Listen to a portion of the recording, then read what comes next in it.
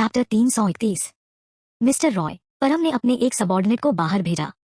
एक और बंदा खिड़की से कूदा। लगता है वो काफी स्किल्ड है। रंजीत का सेक्रेटरी सिचुएशन रिपोर्ट करने आया। उन्हें पता था कि परम किसी को छिपा रहा है और वो शख्स आभा की साइड से आया था, लेकिन ये नहीं पता था कि वो प्रशांत ज़ॉम्बी है।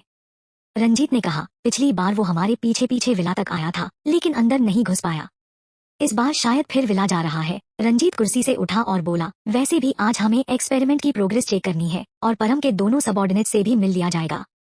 क्या मिस दिशा को साथ लें? सेक्रेटरी ने पूछा। नहीं। रंजीत अपने सेक्रेटरी के साथ विला एरिया पहुंचा। वहां सेक्रेटरी ने बॉडीगार्ड से पूछा कि कोई संदिग्ध शख्स पकड़ा गया क्या। बॉडीगार्ड ने मना कर दिया। सेक्रेटरी थोड़ा हैरान हुआ और उसने ये बात रंजीत को बता दी। रंजीत ने कहा, उनकी फिक्र छोड़ो, चलो अंदर। सबको बोलो सख्ती से पहरा दे, एक मक्खी भी अंदर नहीं आनी चाहिए। पहले के टाइम में ये कोई प्रॉब्लम नहीं थी, लेकिन अब अगर मक्खी दिखी तो वो लोग ही मुसीबत में पड़ जाते। रंजीत अंदर गया और सीधे दूसरी मंजिल की ओर बढ़ा। उसे पता था प्रकाश का लैब कहाँ है और वो सीधा वहां पहुंचा। दरवाजा खोलते ही उसने देखा कि प्रकाश मास्क और ग्लव्स पहने हुए है और एक मैग्नीफाइंग ग्लास के नीचे कुछ देख रहा है। रंजीत चुप रहा। वो अंदर गया और प्रकाश की तरफ देखा, तब जाकर उसे पता चला कि मैग्नीफाइंग ग्लास के नीचे एक हरी मक्खी है जिसे चीरा गया था। ये म्यूटेटेड हरी मक्खियां नॉर्मल मक्खियों से 2-3 गुना बड़ी थी और घिनौनी दिखती थी। फिर भी प्रकाश उस मक्खी के पेट का कंटेंट स्टडी कर रहा था। साइंटिस्ट्स को नॉर्मल नहीं कहा जा सकता, सिर्फ अननॉर्मल लोग ही ऐसा कर सकते हैं। प्रोफेसर प्रकाश। रुको, प्रकाश ने रंजीत की बात काट दी। रंजीत ने उसे देखा और फिर चुप हो गया, साइड में इंतजार करने लगा। ये इंतजार आधे घंटे से ज्यादा चला। तुम सॉल्यूशन पूछने आए हो ना? प्रकाश ने सीधा होकर कहा और हरी मक्खी के एक हिस्से को टेस्ट ट्यूब में डालते हुए बोला। हाँ, ये हरी मक्खियां जो ज़ॉम्बीज़ के शरीर से निकलती हैं, इनसे बचना इम्पॉसिबल है। अगर ये ऐसे ही फैलती रहीं तो इंडिया में शायद ही कोई जिंदा बचेगा। यही वजह थी कि प्रकाश ने रंजीत के साथ कॉम्प्रोमाइज किया था। प्रकाश ने रंजीत की तरफ देखा। इन हरी मक्खियों का तोड़ है ज़ॉम्बीज़ का ब्रेनस्टेम। क्या? ज़ॉम्बीज़ का ब्रेनस्टेम? रंजीत हैरानी से चिल्लाया। हाँ, ज़ॉम्बीज़ का ब्रेनस्टेम। रंजीत का चेहरा सख्त हो गया। इसका मतलब उन्हें ज़ॉम्बीज़ ढूंढने होंगे, उन्हें मारना होगा और फिर उनके ब्रेनस्टेम निकालने होंगे। लेकिन उन्हें कैसे पता चलेगा कि कौन सा ब्रेनस्टेम? हेडशॉट के बाद दिमाग तो कीचड़ हो जाता है। ब्रेनस्टेम कहाँ मिलेगा? उसे नहीं पता था कि इन ज़ॉम्बीज़ के ब्रेनस्टेम स्टोन्स या क्रिस्टल्स में बदल चुके हैं। जब तक गोली डायरेक्ट ब्रेनस्टेम को नहीं करे, उसे ढूंढना आसान था। कोई और तरीका नहीं है, प्रकाश ने कहा। लोगों को बचाने का कोई तरीका नहीं है। उसने रंजीत को ये नहीं बताया कि हर ज़ॉम्बी का ब्रेनस्टेम काम नहीं करेगा। सिर्फ उन ज़ॉम्बीज़ के ब्रेनस्टेम्स चाहिए जिन्होंने स्पेशल मेडिसिन ली थी और बाद में ज़ॉम्बी बन गए, क्योंकि एंटीडोट का एक जरूरी कंपोनेंट वो स्पेशल मेडिसिन थी। अगर रंजीत को ये तरीका पता चला तो क्या पता वो अच्छे लोगों को जिन्होंने स्पेशल मेडिसिन ली थी ज़ॉम्बी बनाकर उनके ब्रेनस्टेम्स निकालने का प्लान कर ले। लोगों के दिलों पर भरोसा करना मुश्किल था, खासकर इन बड़े बिजनेसमैन की नैतिकता पर। लोगों को बचाने का कोई तरीका नहीं तो क्या हरी मक्खियों को खत्म करने का कोई रास्ता है? अगर किसी के शरीर में पहले से हरी मक्खियां हैं तो ज़ॉम्बी का ब्रेनस्टेम खाने से उनकी जान बच सकती है। लेकिन अगर ये मक्खियां बाहर उड़ रही हैं तो आसान है, बस एक स्पेशल एजेंट स्प्रे करो और वो खत्म हो जाएंगी। मक्खियों को मारना आसान था, लेकिन लोगों को बचाना मुश्किल। रंजीत विला से निकला और प्रकाश की बातें दिमाग में घूम रही थी। सेक्रेटरी ने कहा, मिस्टर रंजीत, क्या आपको लगता है कि उसने जानबूझकर बात को इतना रहस्यमयी बनाया है ताकि हमें डराए? शायद नहीं, खासकर जब दिशा अभी भी हमारे पास है। वो सचमुच उसे अपनी बेटी मानता है? रंजीत ने कहा, इंसान जो खो देता है उसकी कदर ज्यादा करता है। सेक्रेटरी ने रंजीत की तरफ देखा और इस टॉपिक को छोड़कर दूसरी बात शुरू की। अजीब बात है, अब ज़ॉम्बीज़ बहुत कम हो गए हैं। हम इतनी बार बाहर गए लेकिन एक भी नहीं मिला। पहले तो दरवाजे से बाहर निकलते ही ज़ॉम्बीज़ दिखते थे। ऐसा तो नहीं कि सब मर गए। पहले उसने ध्यान नहीं दिया था, लेकिन अब सोचने पर यह बात सही लगी। व्हाइटफील्ड एरिया का रास्ता छोटा नहीं था, लेकिन पिछली कुछ बार जब वो आए तो एक भी ज़ॉम्बी नहीं दिखा। सेक्रेटरी ने आगे कहा, अब तो हमें ये भी नहीं पता कि ये ज़ॉम्बीज़ कहाँ हैं। ज़ॉम्बी ब्रेनस्टेम्स कहाँ से लाएंगे? रंजीत ने आह भरी। ये सचमुच एक प्रॉब्लम थी। वो ज़ॉम्बीज़ का इंतजार तो कर नहीं सकते थे। जो पहले से इन्फेक्टेड थे वो इंतजार नहीं कर सकते थे। अगर वो ये भी जान पाते कि हरी मक्खियों ने किस किस को इन्फेक्ट किया है तो आसान होता, सबको इकट्ठा करके जला देते। लेकिन कई लोग नहीं जानते कि वो इन्फेक्टेड हैं, और जो जानते भी हैं वो अपनी सजा सोचकर सच बताने की हिम्मत नहीं करते। रंजीत और बाकी लोग जाने के बाद प्रशांत आसानी से लैब की बाहरी दीवार फांदकर अंदर घुस गया। वो पहले भी अंदर आ चुका था, लेकिन रंजीत के आने की खबर सुनकर वापस बाहर कूद गया था। प्रकाश ने प्रशांत की दीवार फांदने की हरकत देखी, फिर उसके चेहरे के पैटर्न्स को देखा और पूछा, तुम ज़ॉम्बी वायरस से इन्फेक्टेड हो? ज़ॉम्बी वायरस से इन्फेक्टेड होने के बावजूद ज़ॉम्बी न बनना, ये तो सचमुच चमत्कार था। प्रशांत ने कहा, नेचुरली इन्फेक्टेड नहीं हुआ, मुझे किसी ने ड्रग इंजेक्ट किया था। ड्रग इंजेक्ट किया? हाँ, विदेशी ऑर्गेनाइजेशन, एक अवैध ऑर्गेनाइजेशन लोगों पर एक्सपेरिमेंट कर रही थी ताकि एक कंट्रोल्ड ज़ॉम्बी आर्मी बना सके। मैं उनके लैब को डिस्ट्रॉय करने गया था, तभी पकड़ा गया और लगभग उनका टेस्ट सब्जेक्ट बन गया।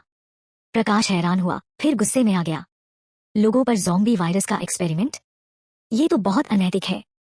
अच्छा हुआ कि मेरा दोस्त मुझे हर कीमत पर बचाने आया, वरना मैं अब तक या तो ज़ॉम्बी बन गया होता या मर चुका होता। वैसे तुम्हें रंजीत ने यहाँ क्यों कैद कर रखा है? कुछ हेल्प चाहिए? शायद डॉक्टर अवस्थी की वजह से प्रशांत को रिस्पेक्टेड साइंटिस्ट के लिए एक कनेक्शन सा फील होता था। प्रकाश ने सिर हिलाया और कहा, अगर मैं नहीं चाहता तो कोई मुझे नहीं रोक सकता। मैं यहाँ ठीक हूँ, खाना पीना मिलता है और उन्होंने मुझे लैब भी दी है जिससे मैं अपने काम कर सकता हूँ। ये मेरे लिए बहुत अच्छा है। दिशा तुम्हारी बेटी है? प्रशांत ने फिर पूछा। प्रकाश ने प्रशांत की तरफ देखा, उसने कुछ किया? प्रशांत को इस बूढ़े की समझदारी पर हैरानी हुई। उसने बस यूं ही पूछा था और प्रकाश ने तुरंत पूछ लिया कि क्या दिशा ने कुछ किया। वो लोगों को जज करने में बहुत चालाक था।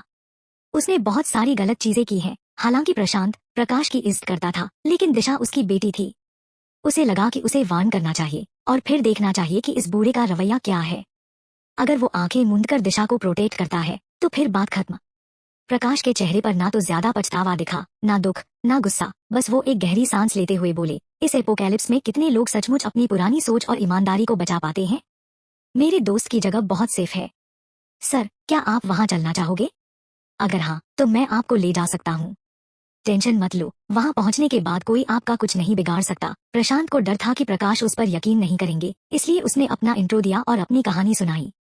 प्रकाश ने मुस्कुराकर कहा, तुम्हारा दोस्त तो कमाल का लगता है और तुम भी ईमानदार लड़के हो। प्रशांत उसे कंफ्यूज्ड देख रहा था, तो प्रकाश ने समझाया, आंखें देखकर इंसान का कैरेक्टर समझ आता है। लेकिन मैंने यहाँ रहने का फैसला किया है। तुम्हारी मेहरबानी के लिए थैंक्स। प्रकाश की बात खत्म होते ही प्रशांत की नजर अचानक दरवाजे की तरफ गई। कोई आ रहा है। चैप्टर 332। प्रकाश को बाहर कोई आवाज नहीं सुनाई दी, लेकिन जब प्रशांत ने कहा कि कोई आ रहा है तो जरूर कोई होगा। तुम जाओ, मैं ठीक हूँ। तुम्हारी मेहरबानी के लिए शुक्रिया। ठीक है, फिर अपना ख्याल रखना। प्रशांत ने फटाक से खिड़की से छलांग लगाई, बिना कोई आवाज किए। प्रकाश वापस अपने एक्सपेरिमेंटल टेबल पर लौट गया। कुछ मिनट बाद सचमुच कोई आया। ये प्रकाश का पुराना जानकार था। रोशनी का बच्चा रमेश की मेहनत की वजह से बच गया था। पहले रोशनी ने सोचा था कि वो अपने बच्चे के साथ मर जाएगी ताकि कंट्रोल से आजाद हो सके और नवीन को मैनिपुलेट होने से बचा सके। आखिरकार माम बेटा दोनों बच गए, लेकिन उसे अब तक नवीन नहीं दिखा था। उसे लगा कि शायद नवीन ने कटारा कम्युनिटी छोड़ दी है, इसलिए उसने आभा से उसके बारे में पूछने की हिम्मत नहीं की। बच्चा आज 1 महीने का हो गया था और अचानक नवीन सामने आया। वो देखकर रोशनी चौंक गई। तुम यहाँ कैसे? रोशनी खुशी और हैरानी दोनों से भरी थी। आज हमारे बेटा 1 महीने का हो गया। मैं भला कैसे नहीं आता? रोशनी पहले मुस्कुराई, फिर तुरंत टेंशन में आ गई। तुम वापस आने की हिम्मत कैसे कर रहे हो? अगर आभा को पता चला तो वो तुम्हें जरूर मार डालेगी। नवीन मुस्कुराया, रोशनी के पास गया और उसे गले लगाया। उसने ही मुझे तुम दोनों से मिलने के लिए वापस आने को कहा। रोशनी नवीन का चेहरा और आंखें देखना चाहती थी, ये चेक करने के लिए कि वो सच बोल रहा है या नहीं। आभा ने उसे वापस आने दिया? उसे तो उसे मार देना चाहिए था। सब जानते हैं कि वो गद्दारी बर्दाश्त नहीं करती। नहीं, आभा ने उसे वापस आने दिया। इसका मतलब आभा को पता है कि वो कहाँ है। रोशनी के दिमाग में ढेर सारे सवाल थे और वो नवीन से क्लैरिटी मांगना चाहती थी, लेकिन जैसे ही उसने ऊपर देखा, नवीन ने उसे फिर से गले लगाया। मुझे तुम्हें गले लगाने दे। तुम दोनों से मिलने के बाद मुझे सचमुच जाना होगा। क्या मतलब? कुछ नहीं, तुम बस बच्चे के साथ यहाँ सेफ रहो। आभा सही और अच्छी इंसान है। अब से चाहे तुम किसी से मिलो या कुछ भी हो, सिर्फ उस पर भरोसा करना। रोशनी ने आखिरकार नवीन को धक्का देकर खुद को अलग किया और उसे देखा। तुम क्या करने जा रहे हो? तुम्हारी इन बातों का क्या मतलब है? कोई तुम्हें धमकी दे रहा है। तुम आभा को बता सकते हो, वो जरूर कोई रास्ता निकालेगी। नवीन ने सिर हिलाया, मैं जानता हूँ। मैं कुछ नहीं करने जा रहा, बस मेरी बात याद रखना। नवीन रोशनी के साथ आधा दिन रहा। लंच के बाद वो राकेश के ग्रुप के पास वापस चला गया। आभा वहां उसका इंतजार कर रही थी। आभा, मैं कब निकलूं? सब सेटल हो गया? आभा ने पूछा। नवीन ने सिर हिलाया, सेटल करने को कुछ था नहीं। मैं बस माम बेटे को देखना चाहता था। वो यहाँ है तो मैं पूरी तरह निश्चिंत हूँ। जब सब सेटल हो गया तो चलो। नवीन ने मुस्कुराकर कहा, तो मैं जा रहा हूँ। अगली बार जब मिलेंगे शायद हम दुश्मन हों। वो सबसे अच्छा होगा। नवीन राकेश के ग्रुप के साथ रह रहा था और कटारा कम्युनिटी के बाकी लोगों को नहीं पता था कि वो वहाँ है। सब यही मानते थे कि आभा ने उसे मार डाला था। आभा को धोखा देने वालों का कभी अच्छा अंजाम नहीं हुआ। तो जब नवीन गया, राकेश के ग्रुप ने उसे कवर किया और चुपके से उसे बाहर भेज दिया। नीति और तरुण के घर में स्पारिंग प्रैक्टिस कर रहे थे। दोपहर की गर्मी में सब सुस्त थे। तरुण को सचमुच मूव करने का मन नहीं था, लेकिन नीति आखिरकार आई थी और उसने अपनी ट्रेनिंग प्रोग्रेस चेक करने की बात की थी। तरुण ने खुद को उठाया और दोस्त का साथ देने के लिए कुर्बानी दी। दोनों ने जमकर फाइट की, पसीने से तरबतर। तरुण ने इस दौरान काफी मेहनत की थी। वेदांत के साथ ट्रेनिंग के अलावा वो जब भी फ्री होता राकेश के साथ स्पारिंग करता।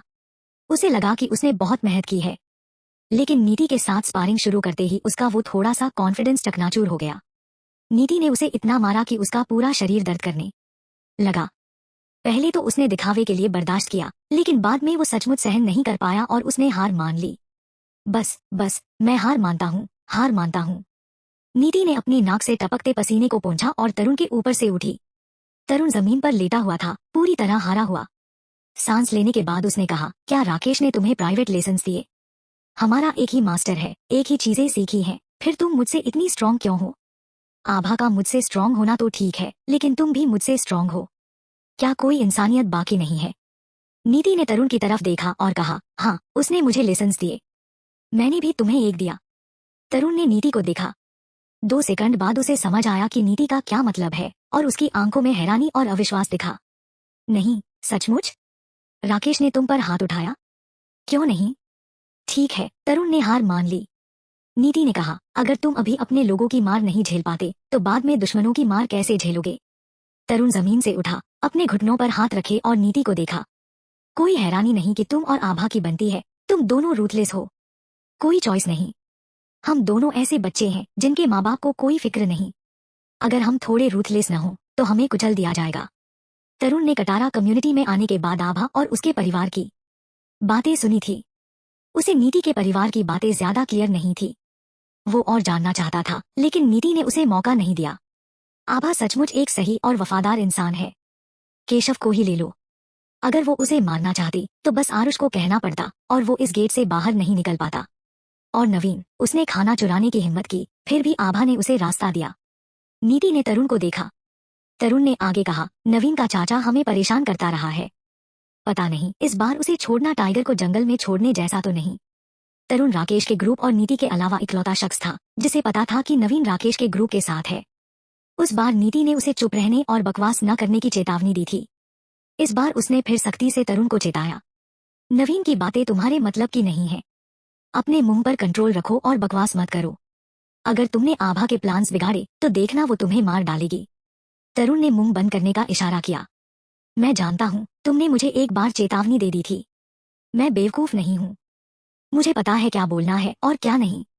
मैं बस तुम्हें बता रहा हूँ। यही अच्छा है। नीति सब चेक करके जाने वाली थी। कुछ कदम चलकर वो मुड़ी और बोली, तुम्हारे इस फिजिक के साथ अब तक जिंदा रहना सचमुच आसान नहीं है। आभा से मिलना तुम्हारा अच्छा नसीब है। चैप्टर 333। तरुण को खुलेआम ताना मारा गया था, वो भी उस लड़की से जिसे वो पसंद करता था।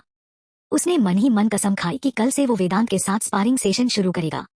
उसे शक था कि राकेश शायद उस पर हल्का हाथ रख रहा था, शायद इसलिए कि वो नहीं चाहता था कि तरुण की प्रोग्रेस तेज हो और नीति की नजरों में उसका स्टेटस बढ़े। रंजीत के आदमी अब भी लगातार मर रहे थे। उसके पास कोई चारा नहीं था सिवाय इसके कि वो एक्टिवली ज़ॉम्बीज की तलाश करे ताकि उनके ब्रेनस्टेम्स मिल सकें। लेकिन जैसा उसके सेक्रेटरी ने कहा था, पहले हर 3 कदम पर मिलने वाले ज़ॉम्बीज अब कहीं दिख ही नहीं रहे थे, चाहे मॉल्स या हॉस्पिटल्स जैसी जगहों पर खास तौर से ढूंढा जाए। बलजीत को आभा ने कैद कर रखा था और उसकी कोई खबर नहीं थी, तो रंजीत को एक नया कैप्टन अजित अपॉइंट करना पड़ा, जो ज़ॉम्बीज की तलाश का लीडर बना। अजित को कुछ मार्शल आर्ट्स की ट्रेनिंग थी और वो पहले रॉय ग्रुप में एक छोटा सा गुमनाम एम्प्लॉई था। उसने बलजीत की मदद की थी, इसलिए एपोकैलिप्स के बाद बलजीत ने उसे रंजीत के लिए काम करने के लिए अपने विंग में लिया। कैप्टन अजित, ऐसे बिना टारगेट ढूंढते रहने से कब ज़ॉम्बीज मिलेंगे? भाई लोग इंतजार नहीं कर सकते। बोलने वाला था तेजस, जो अजित की तरह बलजीत के लिए काम करता था। वो बहुत स्मूथ था और आमतौर पर अजित से ज्यादा बलजीत के करीब था। उसने कई बार रंजीत के सामने अच्छा परफॉर्म भी किया था। उसे लगा था कि बलजीत के जाने के बाद कैप्टन की पोजीशन उसे मिलेगी, लेकिन अजित को मिल गई। वो मिस्टर रॉय के ऑर्डर के खिलाफ कुछ बोलने की हिम्मत नहीं कर सकता था और ऊपरी तौर पर वो अजित, नए कैप्टन, के लिए रिस्पेक्ट दिखाता था, लेकिन दिल में उसके लिए नफरत और जलन थी। ज़ॉम्बीज पहले इंसान थे। जहां लोग इकट्ठा होते थे वहां ढूंढना सही तरीका है, किसी ने जवाब में कहा। जहां लोग हों वहां टकराव होता है। बोलने वाला वो शख्स था जो तेजस को पसंद नहीं करता था। बेवकूफ को भी दिख जाता कि तेजस अजित की स्ट्रैटेजी से नाखुश था। सब चुप करो, अजित अचानक गरजा। मैंने तुम सबको ज़ॉम्बीज ढूंढने भेजा है, आपस में लड़ने नहीं। जो यहाँ नहीं रहना चाहता निकल ले। अजित आमतौर पर सख्त और गंभीर रहता था और जब वो गुस्सा हुआ तो कोई चू नहीं कर सका। सब बाहर जाओ और ज़ॉम्बीज ढूंढ लो। अगर नहीं मिले तो खाने की सोचो भी मत। उनका उस दिन वापस लौटने का कोई इरादा नहीं था, तो वो ढेर सारा गोला बारूद और खाना साथ ले गए थे। ये सब उनके ट्रक्स में रखे थे, जिनकी रखवाली गार्ड्स कर रहे थे। सुरेश, तुम यहाँ क्या कर रहे हो? सुरेश उन गार्ड्स में से एक था जो गाड़ियों की रखवाली कर रहा था। उसकी ग्रुप में 5 लोग थे जो 8-8 घंटे की शिफ्ट में काम करते थे। अभी शिफ्ट चेंज का टाइम नहीं था, तो वो वहां नहीं होना चाहिए था। दरवाजे के सबसे करीब वाले शख्स ने सुरेश को पहले देखा।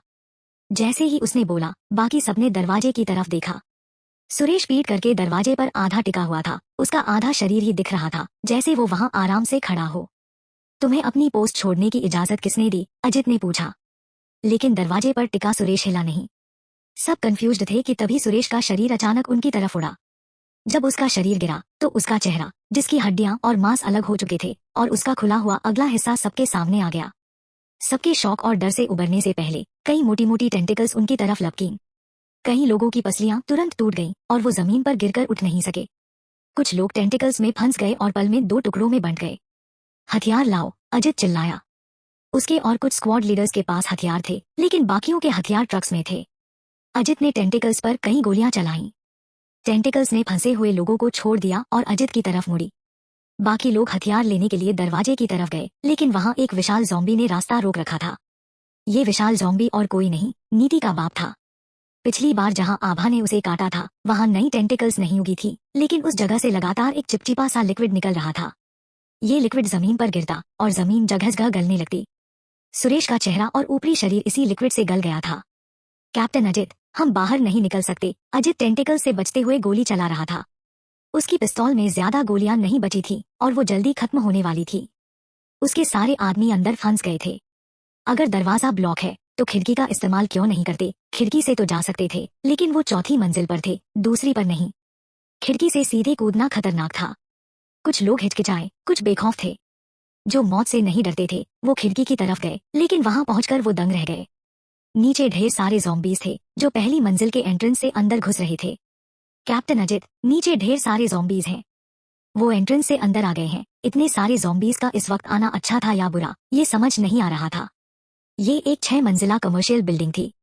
वो अभी चौथी मंजिल पर थे। अगर वो बाहर नहीं निकल पाए तो अभी के लिए ऊपर ही जा सकते थे। उनके पास हथियार कम थे। एक विशाल ज़ॉम्बी ही उनके लिए काफी था। अगर और आए तो वो बस कट मरेंगे। पहले ऊपर चलो, अजित ने ऑर्डर दिया। वो यहाँ ज़ॉम्बी से फंसकर मर नहीं सकते थे बिना लड़े। पहले ऊपर जाओ, ताकत बचाओ, फिर कोई और रास्ता सोचो। अजित और उसके लोग ऊपर गए, बचते चाहते। इस दौरान कई और लोग मर गए। वो 5वीं मंजिल पर नहीं रुके, सीधे 6ठी मंजिल पर पहुंचे। लेकिन वहां पहुंचते ही एक ग्रुप ने उनका रास्ता रोक लिया। ये लोग भी एक छोटा सा ग्रुप था, करीब 20 लोग। हर एक के हाथ में लोहे की रॉड थी। कुछ रॉड्स कंस्ट्रक्शन साइट से उठाए गए रीबार थे, कुछ मशीनों के शार्प किए गए पार्ट्स। उन्होंने अजित और उसके लोगों को दरवाजे पर रोक लिया। ये हमारा इलाका है। अगर अंदर आना है तो पहले हथियार सरेंडर करो। हथियार सरेंडर करो? क्या तुमने सुना नहीं? नीचे ढेर सारे ज़ॉम्बीज आ गए हैं। हथियार दे दे और ज़ॉम्बी से खाए जाएं, अजित के आदमी ने गुस्से में कहा। उसकी आवाज ऊंची और तीखी थी। तो अपने हथियार लेकर ज़ॉम्बी से खुद लड़ो। 6ठी मंजिल हमारा इलाका है, बाहरी लोग नहीं आ सकते। तुम्हारा इलाका? ये बिल्डिंग तुम्हारी है। इस पर तुम्हारा नाम लिखा है? तुम्हारी भी तो नहीं है। हमने इसे पहले कब्जा किया, तो ये हमारा इलाका है। या तो हथियार दो और अंदर आओ, या नीचे वापस जाओ। ज़ॉम्बीज 4थी मंजिल तक पहुंच चुके थे। एस्केलेटर से उनकी भयानक शक्लें ऊपर आती दिख रही थी। विशाल ज़ॉम्बी अभी तक ऊपर नहीं आया था। देखो, सामने वाली गैंग में लोग कम थे और उनके पास बंदूकें भी नहीं थी, तो रंजीत के आदमियों ने सोचा कि जबरदस्ती निकल जाएंगे। लेकिन जैसे ही वो कुछ करने वाले थे, अजित बोला, ठीक है, हम हथियार सरेंडर कर देते हैं। कैप्टन अजित।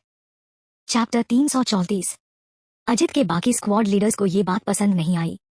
अजित ने कहा, बंदूकों के साथ भी क्या हम इतने सारे जॉम्बीज को ढेर कर सकते हैं? जवाब साफ था, नहीं। पहले वो उस विशाल जॉम्बी पर ढेर सारी गोलियां वेस्ट कर चुके थे और बची खुची गोलियां किसी जॉम्बी को एक शॉट में मार भी नहीं सकती थी। 5वीं मंजिल से 6ठी मंजिल तक जाने का बस एक दरवाजा था। अगर वो अंदर घुस गए तो जॉम्बीज तुरंत हमला नहीं कर सकते थे। जिनके पास बंदूकें थी वो बेमन से हथियार सौंपने को तैयार हुए। तब जाकर दूसरी गैंग ने रास्ता दिया और अजित और उसके लोग अंदर घुस गए।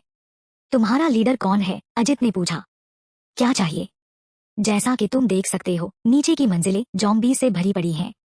जिंदा रहना है तो इनका खात्मा करना होगा। कोऑपरेशन ही एकमात्र रास्ता है। कैसे कोऑपरेशन? क्या तुम खाली हाथ जॉम्बी से लड़ने वाले हो? भीड़ के पीछे से एक आवाज आई। भाई केशव। इस गैंग का लीडर कोई और नहीं बल्कि केशव था।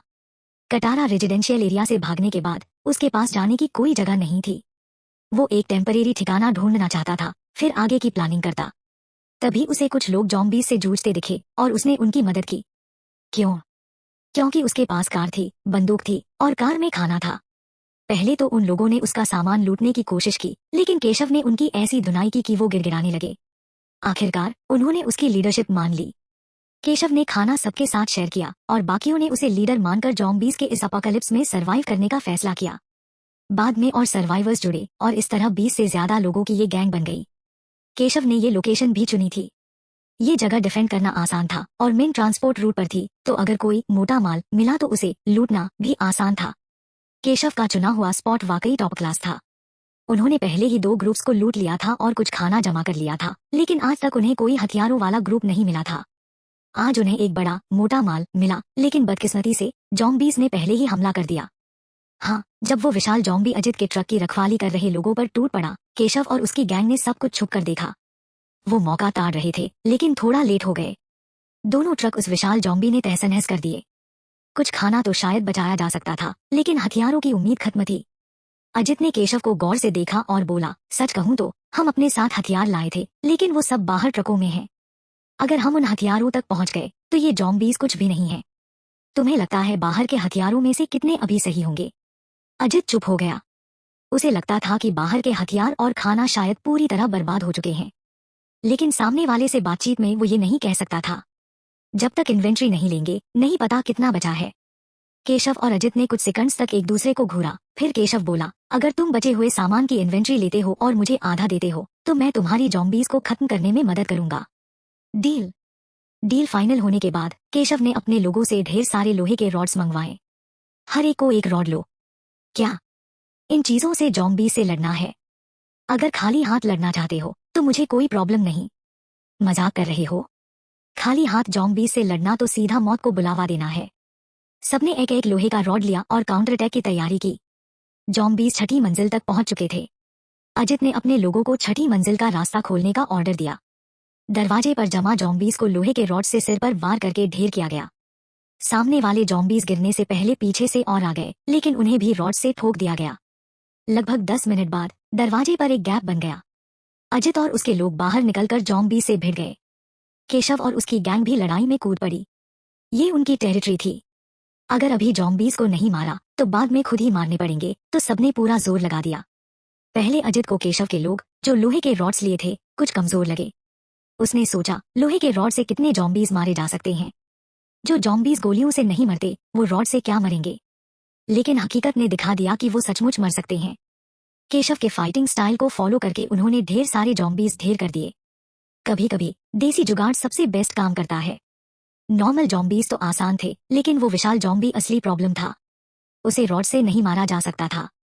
वो 6ठी मंजिल से 4थी मंजिल तक लड़ते हुए आए, लेकिन विशाल जॉम्बी 4थी मंजिल पर नहीं था। क्या वो चला गया था?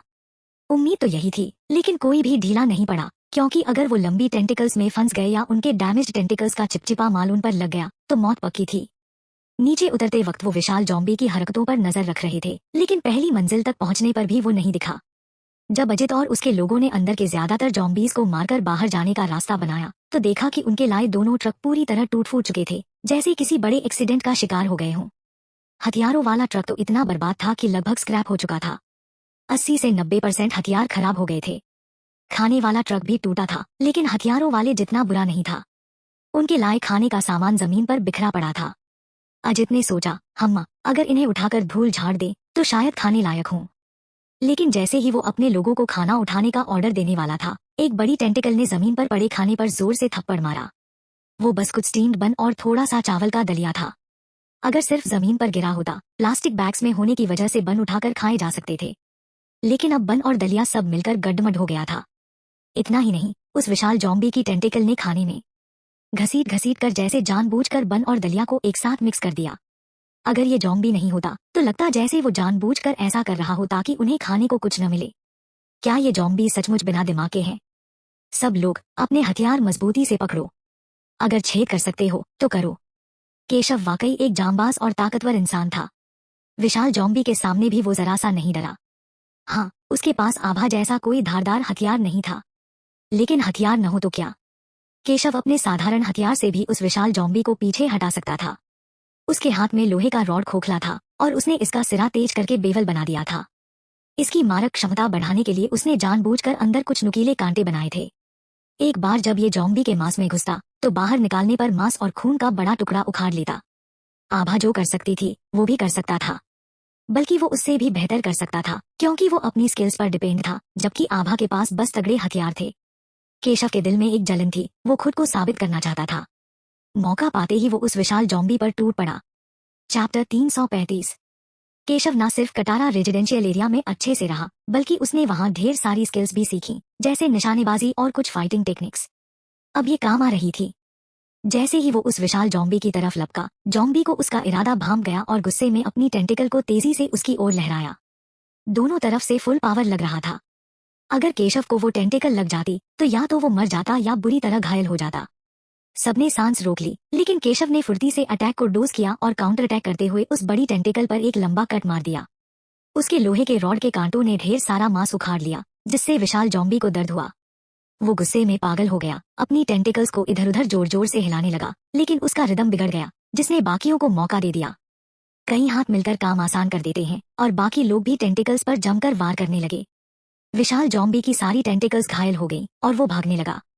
अजित सचमुच चाहता था कि वो फायदा उठाकर उस विशाल जॉम्बी को एक ही बार में खत्म कर दे, लेकिन उसके पास कोई हथियार नहीं था, तो वो पीछा नहीं कर सका। हथियारों की बात सोचते ही वो जल्दी से अपने ट्रक में लाए हथियारों को चेक करने गया। दिल टूट गया। उनके लाए ज्यादातर हथियार टूट चुके थे, आपस में उलझकर स्क्रैप मेटल का ढेर बन गए थे। काफी देर ढूंढने के बाद उन्हें बस 10 सही सलामत बंदूकें मिली। पहले की डील के मुताबिक इन 10 बंदूकों को केशव और उसकी गैंग के साथ आधा आधा बांटना था। तेजस को अजित की लीडरशिप बिल्कुल पसंद नहीं थी। अगर अजित ने सबको हर वक्त हथियार रखने से मना न किया होता तो इतना बड़ा नुकसान न हुआ होता। उन्हें एक भी जॉम्बी ब्रेन नहीं मिला, ज्यादातर बंदूकें गंवा दी और कई लोग मर गए। अब ब्रेन कोर कहाँ से ढूंढने? लेकिन उसने अपनी नाराजगी जाहिर नहीं की। उल्टा वो थोड़ा खुश था। अजित ने सब कुछ इतना गड़बड़ कर दिया, वापस जाने पर उसकी खैर नहीं। खड़े खड़े क्या देख रहे हो, कुछ ढूंढो, अजित ने अपने आदमियों को ऑर्डर दिया। जॉम्बीज मारने का मेन मकसद था ब्रेन कोर ढूंढना। अब जब इतने सारे जॉम्बीज मरे थे, वो थोड़ा सा नुकसान तो रिकवर कर ही सकते थे। सब बटकर जॉम्बीज के ब्रेन कोर ढूंढने लगे। केशव और उसकी गैंग को ये सब बहुत अजीब लगा। भाई केशव, ये लोग क्या कर रहे हैं? केशव को भी पक्का नहीं पता था, बस इतना देखा कि वो जॉम्बीज की लाशों में कुछ तलाश रहे थे, शायद उनके सिर में कुछ ढूंढ रहे थे। लगता है वो जॉम्बीज के सिर में कुछ ढूंढ रहे हैं। केशव, मैं जाकर देखता हूँ। वो अजित के पास गया और बोला, क्या ढूंढ रहे हो? मदद चाहिए? थैंक्स, लेकिन अभी जरूरत नहीं। अजित ने नहीं बताया कि वो क्या ढूंढ रहे थे। अब जॉम्बीज खत्म हो गए हैं तो तुम्हारा वादा पूरा करने का वक्त है ना? वादा पूरा करने का मतलब था उन्हें बंदूकें देना। अजित किसी को वो बंदूकें लाने का ऑर्डर देने ही वाला था जो केशव को वादा की थी, लेकिन तेजस ने उसे रोक लिया। हमारी गैंग बड़ी है और ज्यादातर काम हमने किया, आधा देना तो थोड़ा अनफेयर है ना? क्या वादा तोड़ रहे हो? केशव के एक आदमी ने गुस्से में कहा। वो सब केशव के पास इकट्ठा हो गए। ये देखकर अजित के आदमी भी आ गए और दोनों गैंग्स आमने सामने आ गए, जैसे बस अब लड़ाई होने वाली हो। तुम लोग ही थे जिन्होंने पहले हमें लूटा और हमारी कई पिस्तौलें भी ले लीं। अगर हमने मदद न की होती तो तुम सब अब तक जॉम्बीज के पेट में होते। अब पलट रहे हो?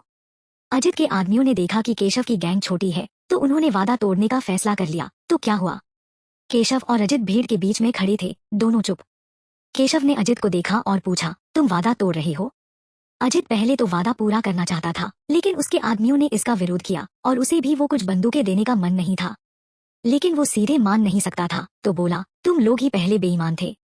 केशव अचानक मुस्कुराया, अजित को देखा और अपने आदमियों से बोला, चलो वापस चलते हैं। भाई केशव। हालांकि वो नाराज थे, लेकिन केशव ने वापस चलने को कहा तो वो उसकी बात नहीं टाल सकते थे और सब वापस जाने लगे। अजित ने केशव की पीठ को जाते हुए देखा और उसे उसकी वो मुस्कान थोड़ी डरावनी लगी, लेकिन कम से कम उसे अब वो बंदूकें आधी नहीं करनी पड़ी। कैप्टन अजित, क्या इन जॉम्बीज के पास ब्रेन कोर नहीं है? हमें तो एक भी नहीं मिला। आने से पहले रंजीत ने उन्हें ब्रेन कोर की तस्वीरें दिखाई थी। प्रकाश के मुताबिक ये ब्रेन कोर बदल सकते हैं, पत्थर जैसे सख्त हो सकते हैं, चाहे वो किसी भी शेप में हो। उन्हें एक भी नहीं मिला। कैप्टन अजित, कहीं ऐसा तो नहीं कि हमने ज्यादा जोर से मारा और ब्रेन कोर टूटकर ब्रेन मैटर में मिल गए? किसी को कुछ नहीं मिला, अजित ने अपने आदमियों से पूछा। वो हार नहीं मानने वाला था। अगर कुछ कोर ज्यादा जोर से मारने की वजह से टूट भी गए तो एक भी न मिलना नामुमकिन था। उसके आदमियों ने एक एक कर सिर हिलाया। काफी देर ढूंढने के बाद भी कुछ नहीं मिला तो अजित के पास कोई चारा नहीं था। उसने अपने लोगों को वहां से ले जाकर कहीं और रेस्ट करने और अगला प्लान बनाने का फैसला किया। उन्हें पास में एक छोटा सा रेजिडेंशियल एरिया मिला जहां वो टेम्परेरी रेस्ट कर सकते थे। वो एरिया ऐसा लग रहा था जैसे बहुत समय से खाली पड़ा हो, वहां कोई नहीं रहता था। गंदे पानी के उतरने के बाद बची कीचड़ धूप में सूखकर टुकड़ों में टूट चुकी थी। वहां ना कोई पैरों के निशान थे, ना ही टायर के। वो कॉन्फिडेंटली अंदर चले गए। कैप्टन अजित, हमारा सारा खाना बर्बाद हो गया, अब क्या करें? ये उस वक्त सबके लिए सबसे बड़ी टेंशन थी। लगभग अंधेरा होने वाला था, उन्होंने लंच नहीं खाया था और इतनी देर जॉम्बी से लड़ते रहे। अब शाम हो चुकी थी और सब भूख से तड़प रहे थे। बिना खाने के जॉम्बीज ढूंढना तो दूर, वो हिलना भी नहीं चाहते थे। अजित बोला, इस रेजिडेंशियल एरिया में इधर उधर देखो, कहीं कुछ खाने को मिल जाए। अजित ने अपने आदमियों को 5 छोटी छोटी टीमें बनाकर खाना ढूंढने भेज दिया। 1 घंटे से ज्यादा बीत गया, 4 टीमें एक एक कर वापस आ गईं, लेकिन 5वीं टीम का कोई नहीं लौटा। क्या वो भटक गए? हमें ढूंढने जाना चाहिए। भटक गए? नहीं लगता, ये रेजिडेंशियल एरिया इतना छोटा है। कहीं कुछ हो गया। हमें देखने जाना चाहिए। जो टीम नहीं लौटी उसका कैप्टन वही था जिसने पहले तेजस से बहस की थी। तेजस ने तंज कसा, ये रेजिडेंशियल एरिया तो बहुत समय से खाली लगता है, इंसान की परछाई तक नहीं। यहाँ क्या हो सकता है? अगर ऐसी जगह में भी कुछ हो सकता है तो उसे लॉजिस्टिक्स में भेज देना चाहिए। रंजीत के पास अभी भी ढेर सारे आदमी थे और उनका काम का बंटवारा बहुत क्लियर था। लॉजिस्टिक्स वाले खाना बनाने और बर्तन धोने का काम करते थे। वो बाहर नहीं जाते थे तो जाहिर है उनके पास मेरिट कमाने के मौके कम थे और उन्हें मिलने वाला सामान भी बहुत लिमिटेड था। आमतौर पर औरतें और वो लोग जो शारीरिक रूप से बाहर नहीं जा सकते वहां काम करते थे। मर्द लॉजिस्टिक्स में काम करने को तैयार नहीं होते थे। चैप्टर 336। 10 मिनट और बीत गए और अभी भी उनकी कोई खबर नहीं थी। टीम 1 और 2, जाओ और देखो क्या माजरा है, अजित ने ऑर्डर दिया। पहली 4 टीमें पहले ही खाना ढूंढने गई थी, उन्हें कुछ खाने लायक नहीं मिला और वो अब और हिलना नहीं चाहते थे। कैप्टन अजित, थोड़ा और इंतजार कर लें? मुझे लगता है वो बस थोड़ी देर में आ जाएंगे। स्वार्थ के लिए इकट्ठा हुए लोग गैंग तो बना लेते हैं, लेकिन उनमें ना तो टीम स्पिरिट होती है, ना ही जिम्मेदारी का सेंस। ऐसे में अगर लीडर के पास सख्त तरीके नहीं है तो उन्हें कंट्रोल करना सुपर टफ हो जाता है। अजित भले ही बलजीत के साथ सालों रहा, लेकिन उसने बलजीत का वो सख्त लीडरशिप स्टाइल नहीं सीखा। खासकर जब टीम में तेजस जैसे लोग हों जो उसकी बात नहीं मानते तो उनकी डिमांड्स पूरी न होने पर ऑर्डर देना मुश्किल हो जाता है।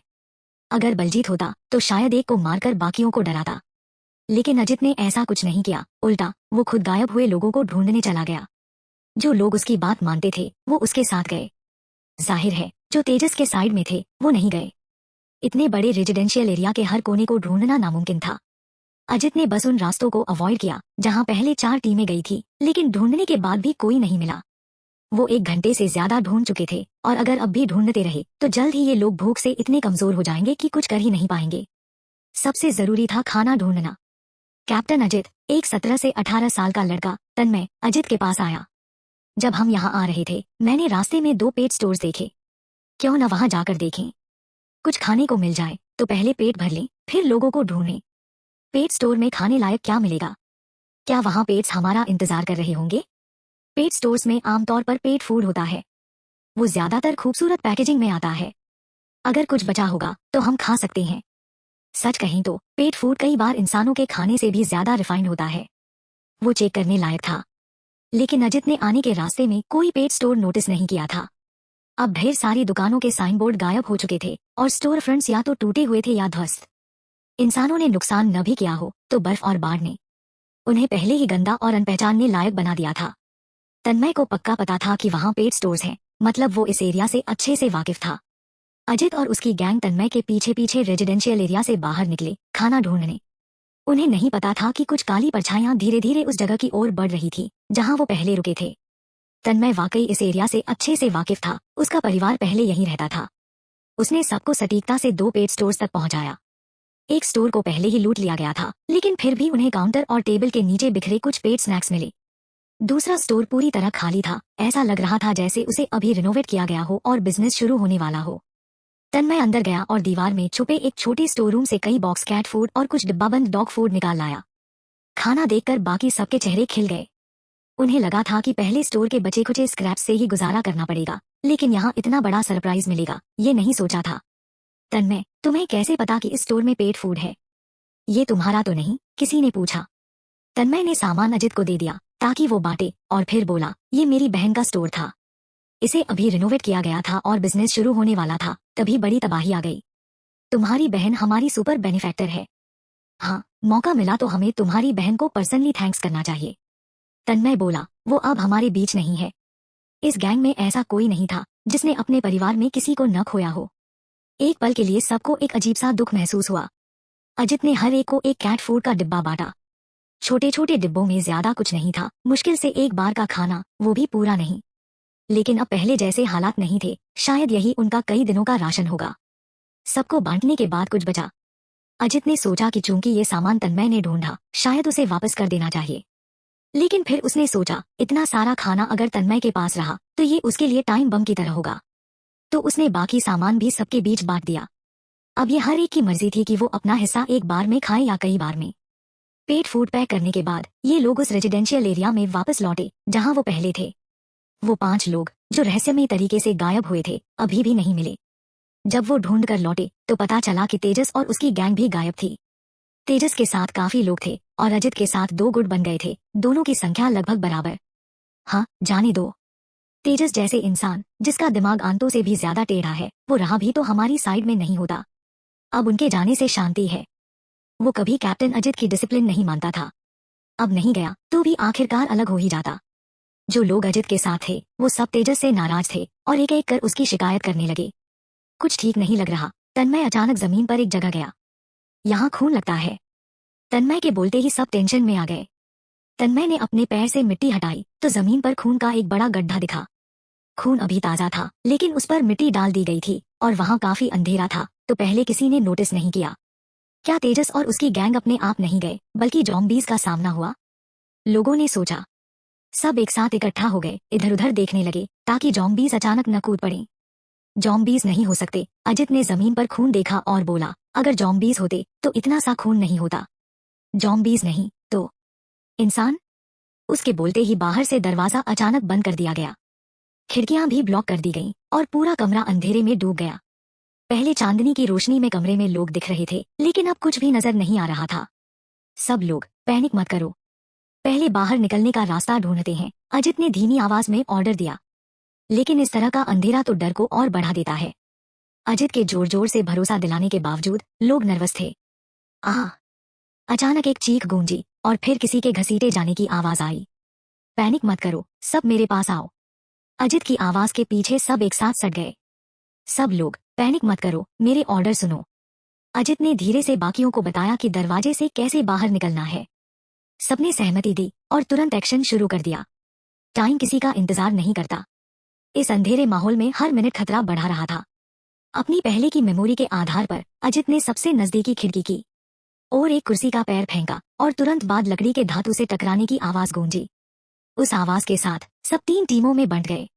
एक टीम सीधे दरवाजे की ओर भागी, जबकि बाकी 2 टीमें उस खिड़की के पास छुप गईं, जहां अजित ने कुर्सी का पैर फेंका था। खिड़की की ओर भागते वक्त तन्मय किसी चीज से टकराकर गिर गया। वो जल्दी से जमीन से उठा और उसका हाथ चिपचिपा हो गया। छूकर लगा, ये खून था। उसने हिम्मत करके उस चीज को छुआ जिससे वो टकराया था और उसे एक कटा हुआ हाथ महसूस हुआ। तन्मय इतना डर गया कि उसकी आत्मा जैसे शरीर छोड़ने वाली थी और उसे ठंडा पसीना छूट गया। सोचने का टाइम नहीं था। वो जल्दी से उठा और खिड़की की ओर बढ़ा, लेकिन टकराने और ज्यादा नर्वस होने की वजह से वो भूल गया कि खिड़की ठीक कहाँ थी। चैप्टर 337। अजित का प्लान फेल हो गया। पता नहीं क्यों दरवाजा जाम हो गया और खुला ही नहीं, ना ही खिड़कियां खुल रही थी। कमरे में चीखें गूंज रही थी और धीरे धीरे खून की बदबू हवा में फैलने लगी। अंधेरा डर लाता है और वो डर को और बढ़ा देता है, लेकिन ये अंधेरा एक प्रोटेक्टिव लेयर की तरह भी था, जो देखने से आने वाले डर को थोड़ा कम कर रहा था। अगर इस वक्त वो देख पाते कि उनके साथियों की क्या हालत हुई है, तो शायद और ज्यादा टूट जाते। बाहर निकलने का रास्ता न मिलने पर अजित को नहीं पता था कि कितने लोग बचे हैं। उसके अपने दिल में भी निराशा घुसने लगी थी, फिर भी वो आखिरी बार ट्राई करना चाहता था। भाइयों, आखिरी बार कोशिश करते हैं। यूं ही मरने के लिए तो नहीं रुक सकते। बस कुछ ही आवाजें उसका जवाब दे रही थी। चाहे एक इंसान ही बचा हो, उसे लेकर बाहर निकलना था। वो यूं ही बेवजह मरने के लिए नहीं रुक सकता था। जिंदगी मौत की लड़ाई में इंसान की आखिरी कोशिश में जो एनर्जी निकलती है, वो आम इंसान के सोच से परे होती है। अजित ने पूरी हिम्मत जुटाकर खिड़की की ओर दौड़ लगाई। चाहे अपने शरीर से ही क्यों न टकराना पड़े, वो रास्ता बनाएगा। अजित ने पूरी ताकत लगाई और सचमुच बाहर निकल गया। लेकिन वो जोरदार रेजिस्टेंस जिसका उसे डर था, वो गायब था। अपनी रफ्तार की वजह से वो सीधा खिड़की से बाहर उड़ गया। Damn it! एक धीमी गाली के साथ अजित जमीन पर गिरा, लेकिन वो ठोस जमीन नहीं थी, वो किसी इंसान के ऊपर गिरा। अच्छा हुआ ये पहली मंजिल थी, वरना गिरने से उसका मरना पक्का नहीं था। लेकिन जिसके ऊपर वो गिरा, वो जरूर कुचलकर मर जाता। तुरंत बाद एक तेज रोशनी उसके चेहरे पर पड़ी, जिससे उसकी आंखें चुंधिया गईं और वो उन्हें खोल नहीं पाया। अजित ने हाथ उठाकर अपनी आंखें ढकीं। अजित! जानी पहचानी आवाज सुनकर अजित ने हाथ नीचे किया और आंखें मीचकर सामने वाले को देखा। वेदांश सर! पता लगा कि वो खिड़की अजित ने नहीं तोड़ी थी, बल्कि बाहर से खोली गई थी, इसीलिए वो बाहर गिर पड़ा। खिड़की खुलते ही अंदर की खून की बदबू तुरंत बाहर फैल गई। वेदांश ने अपनी टॉर्च अंदर की ओर मारी और तुरंत मुंह फेरकर उल्टी करने लगा। कमरा टूटे हुए हाथ पैरों से भरा था, लगभग कोई भी शरीर पूरा नहीं था। और उस कमरे में ढेर सारी पतली स्टील की तारें थीं, जो नंगी आंखों से दिखना मुश्किल था। आभा ने आईब्रो चढ़ाई, कमरे के भयानक मंजर पर एक नजर डाली और पूरी ताकत से अपने पैर से जमीन पर ठोका। जिसे वो कुचल रही थी, वो कसकर बंधा हुआ था, उसका मुंह भी पूरी तरह बंद था। आभा के पैर से उसकी नाक की हड्डी टूट गई थी और वो दर्द से तड़प रहा था, दबीत आवाजें निकाल रहा था, लेकिन उसके पैर से बच नहीं पा रहा था। तुमने इस जाल से कितने लोगों को काट डाला? आभा की आवाज में हड्डियां जमा देने वाली ठंडक थी। उसने झुककर उसके मुंह से गैग हटाया। तुम्हारे कितने साथी हैं? तुम्हारा बॉस कौन है? वो अभी कहाँ है? अगर नहीं बोले तो मैं तुम्हें अभी तुम्हारे ही जाल का स्वाद चखा दूंगी। मुझे नहीं पता हमारा बॉस कौन है। मैं तो बस छोटा मोटा आदमी हूँ, सिर्फ जाल बिछाने का काम करता हूँ। बाकी मेरे जिम्मे नहीं है। मेरे मेरे साथी तो तुमने पहले ही मार डाले ना? तब अजित ने गौर किया कि जमीन पर कई और लाशें थी। सभी को एक ही वार में मारा गया था, या यूं कहीं एक ही तलवार के वार से। लगता है तुम तब तक नहीं बोलोगे जब तक अपनी कब्र न देख लो। नमन, इसे अंदर ले जाओ। नमन आगे बढ़ा, उस आदमी को जमीन से उठाया और घर के अंदर कूद गया। मैं मदद करता हूँ। एक और आदमी अंदर कूदा और नमन के साथ मिलकर उस आदमी को दो स्टील तारों के सामने खड़ा कर दिया, जबकि आभा एक ऑपरेटिंग मशीन के पास गई। उसने दो घूमने वाले हैंडल पकड़े। उसने उन्हें जोर से दो अलग अलग दिशाओं में घुमाया और उस आदमी का एक हाथ का हिस्सा कटकर उड़ गया। खून नमन और उस दूसरे आदमी पर छींटा। वो बस सांस रोककर आईब्रो चढ़ाए खड़े रहे, हिले नहीं। अजित को समझ आ गया कि ये डिवाइस कैसे काम करती है। मशीन के घूमने पर ये पतली स्टील की तारें, दो या उससे ज्यादा, तेजी से एक साथ आती थी, जैसे कोई बड़ी कैंची। जो भी इनके बीच में आता, उसका अंग बेरहमी से कट जाता। कमरे में पहले की चीखें अब भी उसके दिमाग में नाइटमेयर की तरह गूंज रही थी। दूसरा हाथ। नमन और बाकी ने उस आदमी का दूसरा हाथ पकड़कर खड़ा किया। मैं बोलता हूँ, मत घुमाओ। आभा ने अपने हाथ रोक दिए।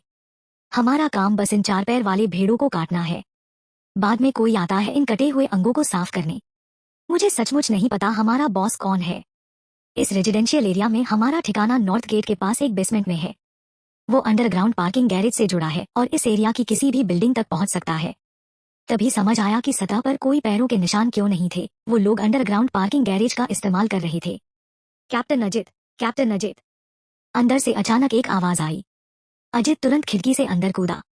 उसने देखा तन्मय दीवार के सहारे बैठा है। उसका बायां हाथ का हिस्सा जैसे किसी तेज धार से कटकर निकल गया था और खून लगातार टपक रहा था। जमीन पर दो और लोग पड़े थे। एक का हाथ गायब था, दूसरे की आधी टांग, लेकिन दोनों अभी जिंदा थे।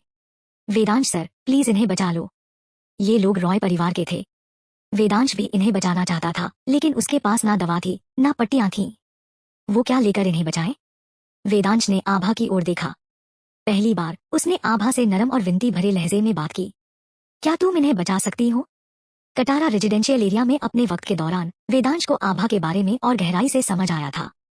वो सचमुच एक तगड़ी औरत थी, ढेर सारी समझदारी वाली, फिर भी दिल से सॉफ्ट नहीं थी। जरूरत पड़ने पर वो बेरहम हो सकती थी, लेकिन बेकसूरों को नुकसान नहीं पहुंचाती थी। ऐसी औरत के साथ कोई हैरानी नहीं कि उसका बड़ा भाई खुद को नीचे रखकर चुपके से उसके साथ रहने को तैयार था।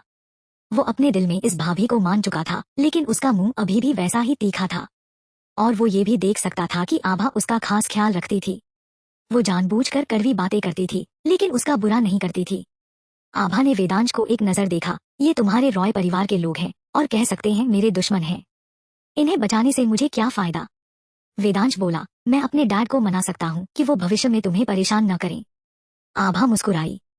तुम्हें लगता है तुम्हारी बात का कोई वजन है? और वैसे भी बात ये नहीं कि वो मुझे भविष्य में परेशान करेंगे या नहीं। बात थी कि पिछली बार जब वो वहां नहीं थी तब उसने चुपके से हमला किया था, और अब वो उसका हिसाब चुकता करेगी। तो फिर बताओ, तुम इन्हें कैसे बचाओगी? तुम भी रॉय सरनेम वाले हो, मैं तुम्हारे लिए भला कर दूंगी, लेकिन तुम्हें एहसान का बदला चुकाना होगा। ठीक है, मैं तुम्हारा एक एहसान मानूंगा। भविष्य में तुम जो भी कहोगी मैं बिना हिचक करूंगा। वेदांश ने गंभीरता से वादा किया। आभा हमेशा अपने साथ कुछ आम बाहरी चोटों की दवाएं लेकर चलती थी।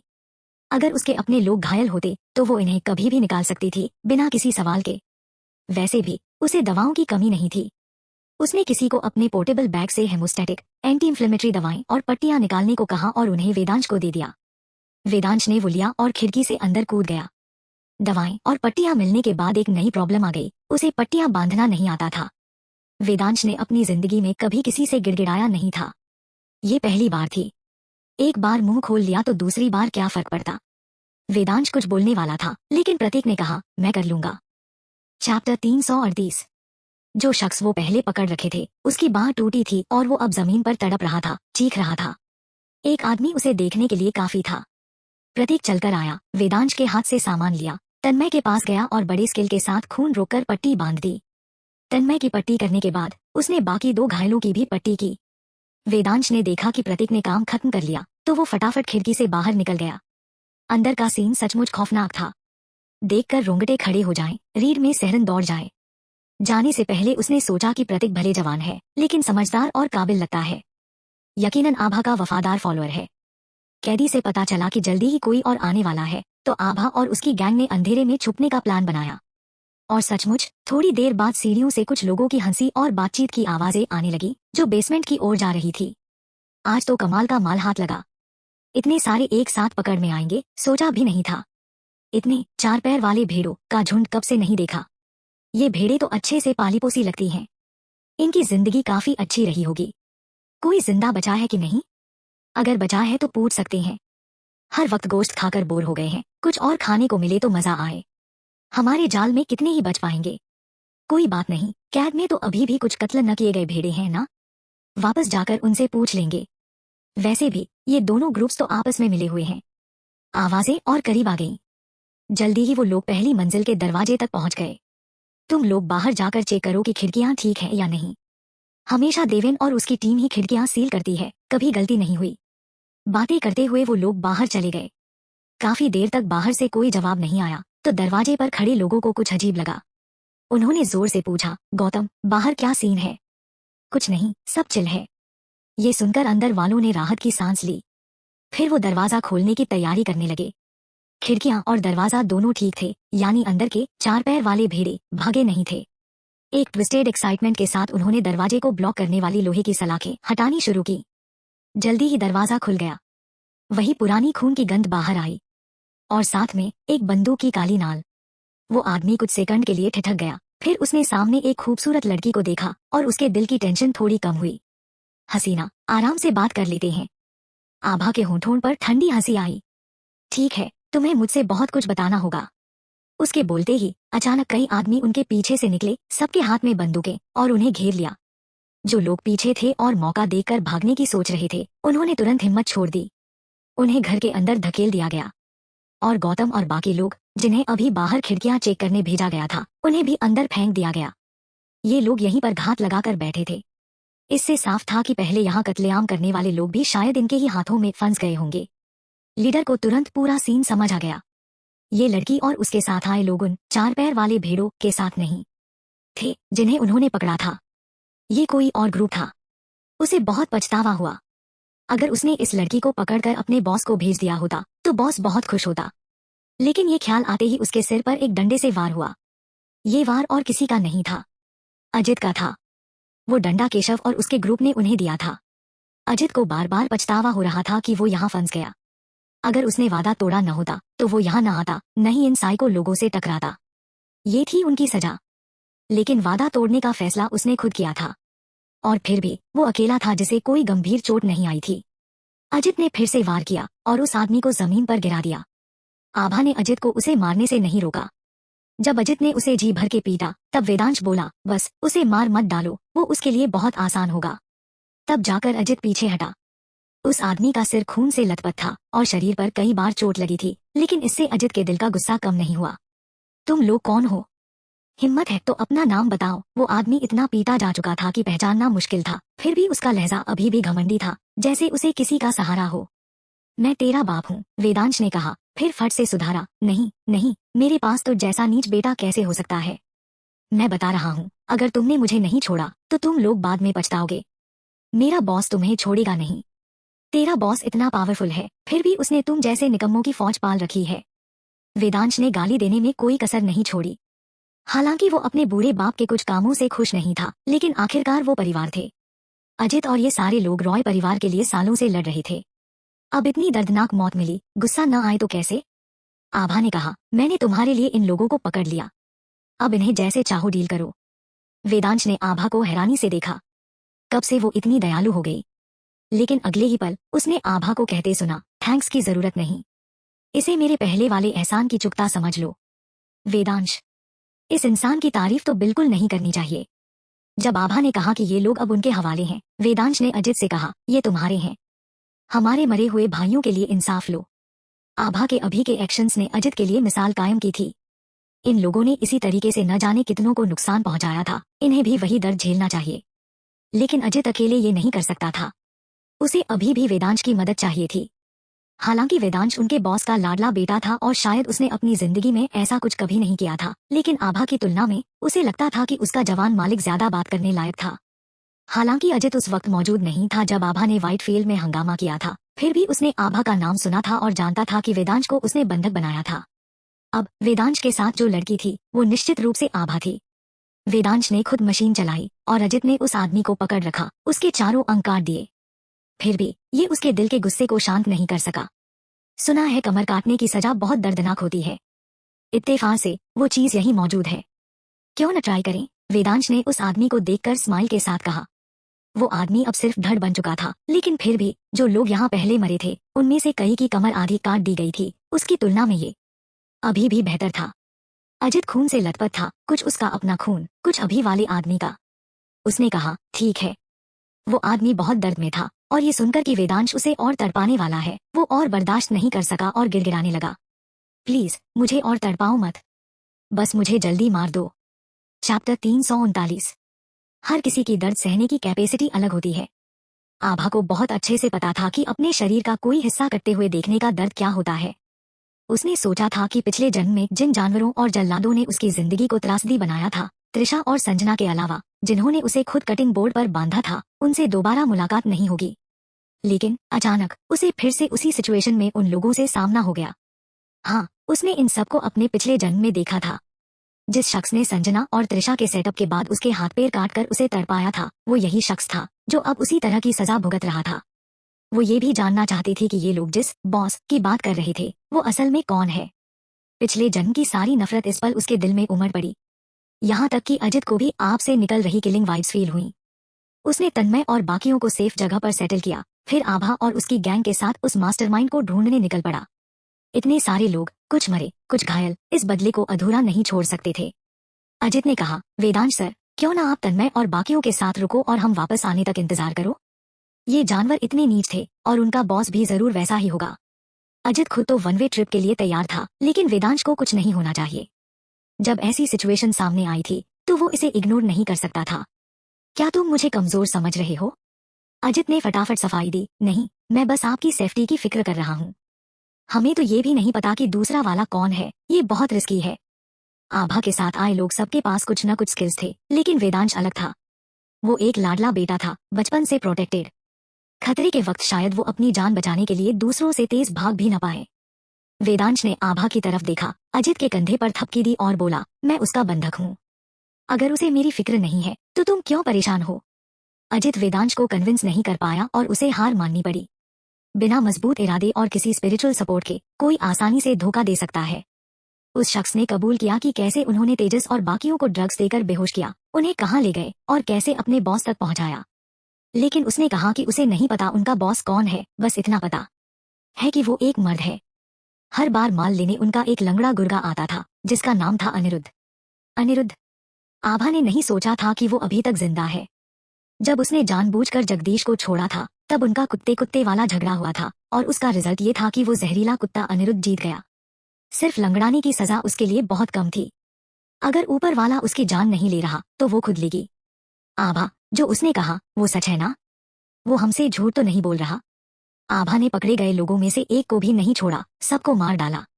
ये लोग तो ज़ॉम्बी से भी ज्यादा नीच और नफरत करने लायक थे। ज़ॉम्बीज तो बिना दिमाग के चलते फिरते लाशें हैं, जो इंस्टिंक्ट से लोगों को काटते और खाते हैं। लेकिन ये लोग अपनी ही प्रजाति को नुकसान पहुंचाने में मजा लेते थे। ऐसे गैर इंसानी जानवरों को जिंदा छोड़ना बिल्कुल नहीं चाहिए।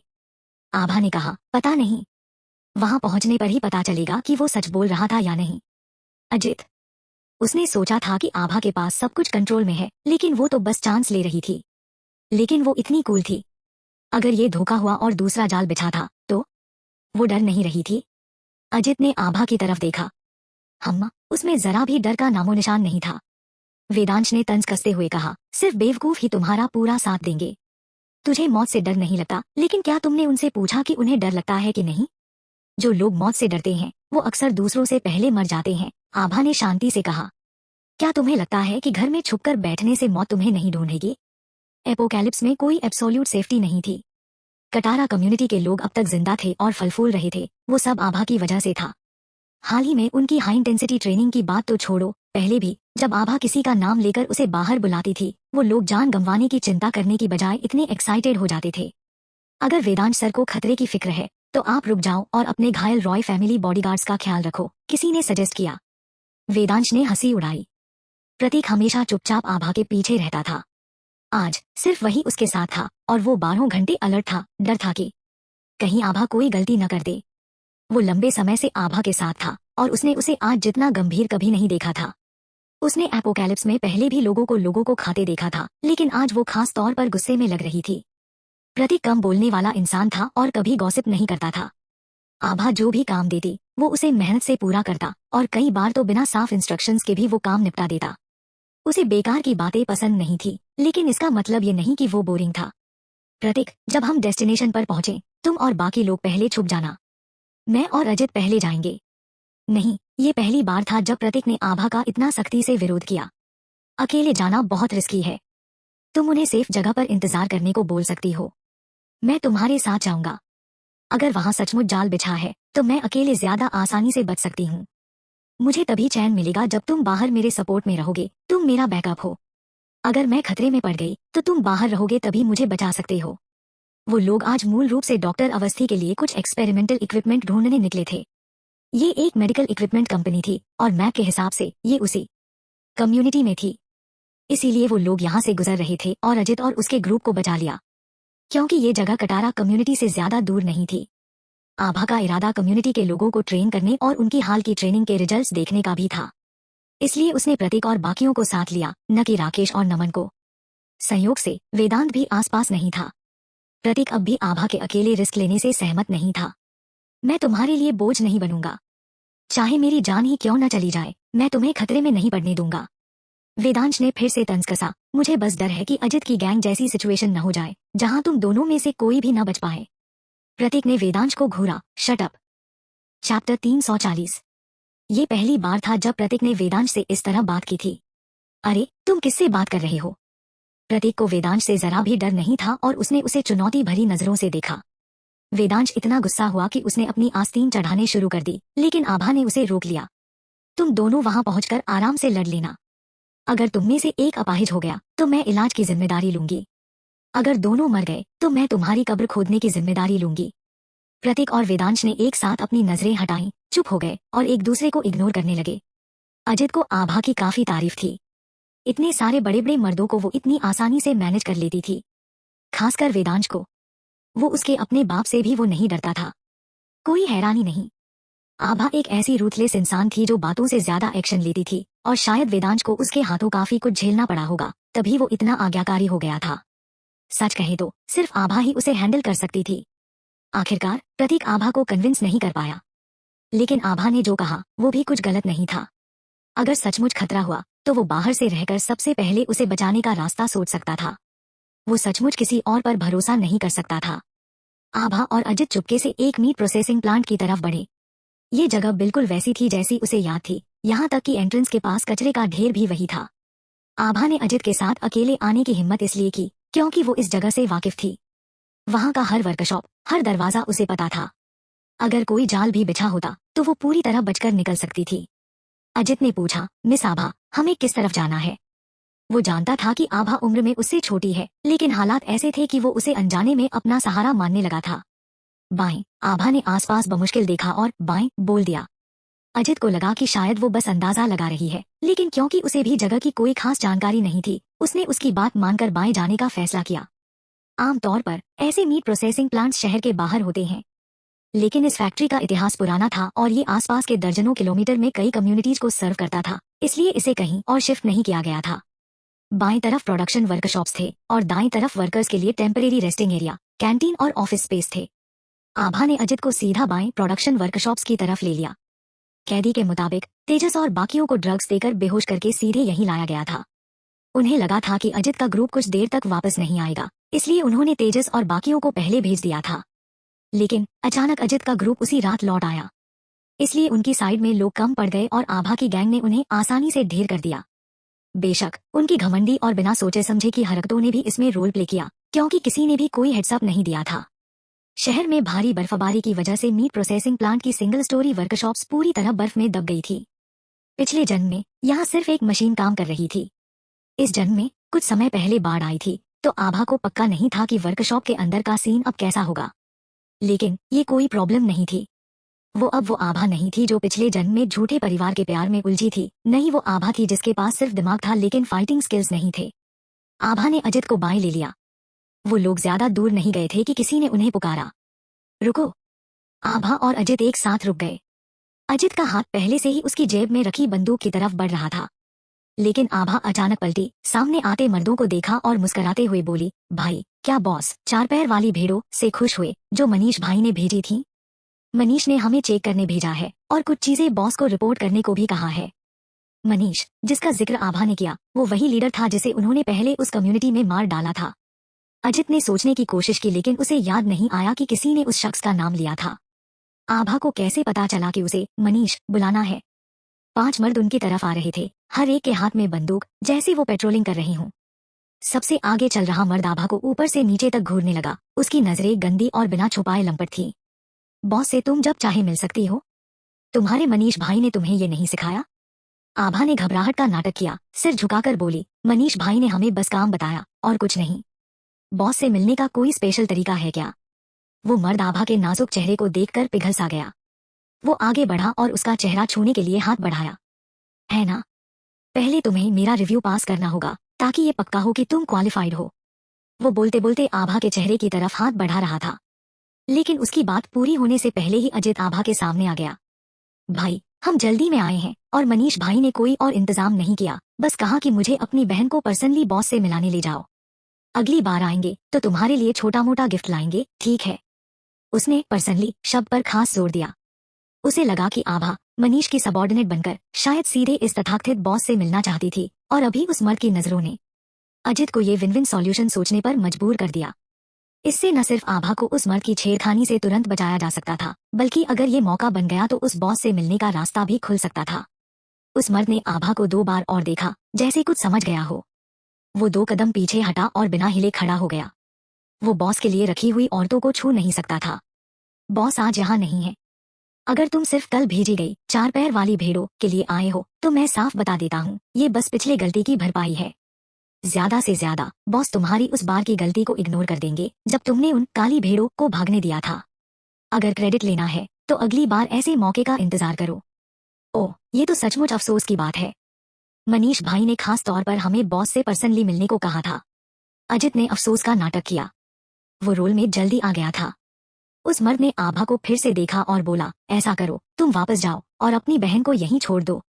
जब बॉस आएंगे मैं उसे पर्सनली बॉस से मिलवाऊंगा। नहीं, ये नहीं चलेगा। अजित आभा को अकेले रिस्क में कैसे डाल सकता था।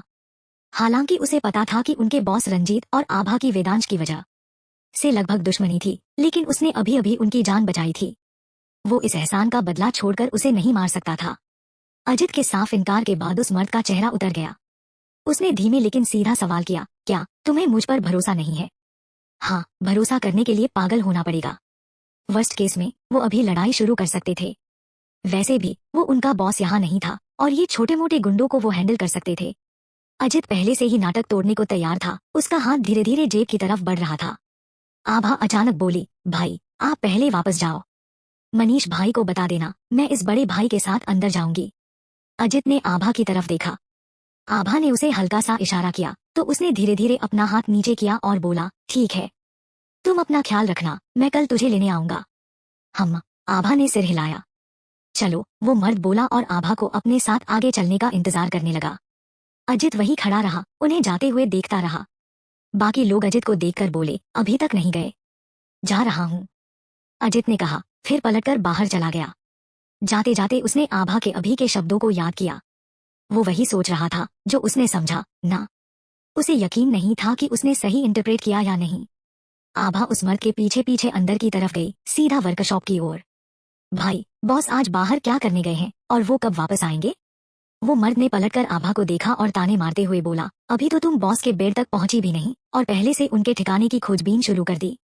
मेरी सलाह मानो, ये चालाकियां छोड़ दो, वरना बेड तक पहुंचने से पहले तुम्हारी जान चली जाएगी। आभा ने चमकीली स्माइल दी और बोली, मेरा वो मतलब नहीं था। बेशक मैं आपके अच्छे इरादों को समझती हूँ, मैं बस खुद को रोक नहीं पाई। मैं और मेरा भाई दोनों मनीष भाई के लिए काम करते हैं। अगर चीजें ठीक नहीं हुई तो मेरा भाई पक्का पिटाई खाएगा और मेरा दिल उसे देखकर दुखता है।